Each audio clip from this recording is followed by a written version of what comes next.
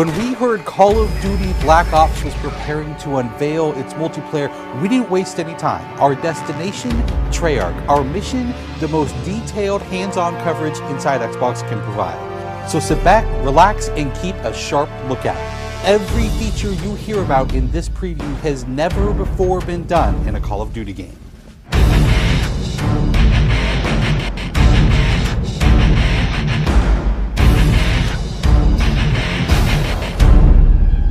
We begin where the multiplayer trailer for Black Ops left off, with theater mode.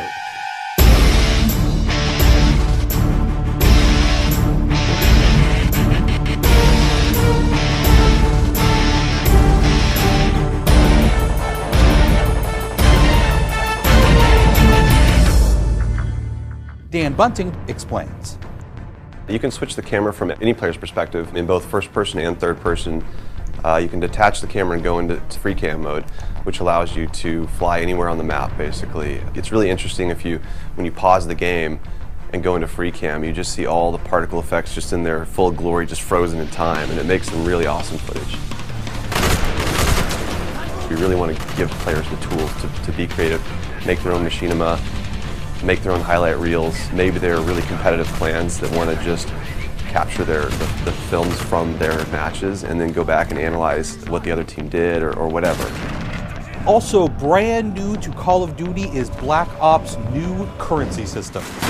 We put the currency system into Black Ops multiplayer principally because we felt like it'd be a very interesting way to engage with all the unlocks that you've been getting.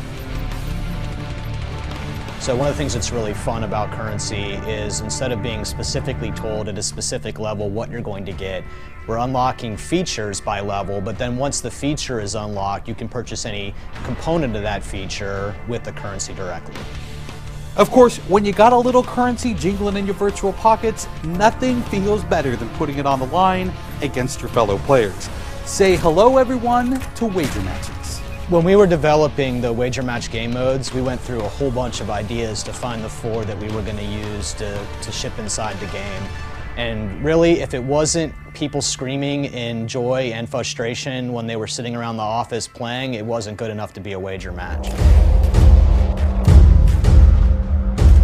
Wager matches are all free-for-all modes, and they exist separately from the standard playlist. They include game modes like Gun Game, where you're in a race to score a kill with 20 different weapons, beginning with pistols and advancing through ever more explosive weaponry. It's extremely rewarding for us as a design team to put something up there that people are reacting to really well and it's slightly different than what they get, and everyone loves the core game. And you have to be very careful when you're finessing the core mechanics of the game. But wager matches let us kind of get our creativity flowing and do some things that you're not normally used to, and then spin them up in unique ways and combine things in ways that you haven't seen before, that you never really thought of, and that wouldn't be appropriate for the core game, but are completely appropriate for wager matches. While the classic Call of Duty challenge system is still very much in place, Black Ops is also adding a new feature called contracts. Right, so if you're using the contract system, you actually have to put up a little of your own currency in order for a bigger payday. And depending on the contract, some contracts pay XP, some pay more currency, some pay both. But they're all time limited, and it's game time limited, so you have to go to work to accomplish that contract within the time period in order to get paid. It's different from the challenges, in so much that the challenges some players like to use very aggressively, and they map out their path through the challenge system in order to maximize their XP gains, in order to level faster. And then a whole nother set of players uses the challenges sort of passively. They're there, when you get them they feel good, but contracts gives you a way to directly engage with the content inside the game. It says, hey, I'm an SMG guy, I want SMG based contracts, I'm going to chase my contracts and I'm going to get paid. And that's fun. Another focus for Black Ops is player customization, including things like unlockable face paint, unique perk-specific character models, and a whole lot of weapon customization. We've been we stole the line from Full Metal Jacket, this is my weapon, this is my gun, and we're chanting that around the office as sort of our mantra for this feature. Originally it started with one of our designers he just made kind of an offhand comment one day where he said, you know, I really have a certain attachment to the weapon that's my favorite. I want to make that weapon mine, and that was all it took. So from there it was just, what are the things that are cool? It's like, put your clan tag on your gun, of course. And we've got, the Emblem editor by itself is an element of creativity for players.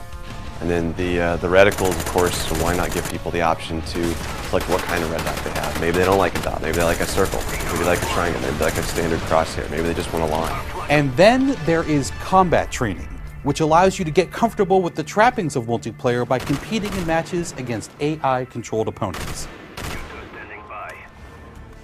You know, it's our hope that combat training can convert people who are largely single-player gamers who might have, dabbled around in multiplayer but never made that leap to playing online, and give them kind of this experience where they can get familiar with the mechanics and features and systems that multiplayer has, but they can do so at their own pace, they can do so without someone screaming in their ear what a noob they are, and practice up and then join the competitive fold. Experienced players could use combat training to practice up on a particular weapon, a particular tactic, or a particular map. So we think it appeals to both audiences, but most directly, it was designed to help new players get into the mix.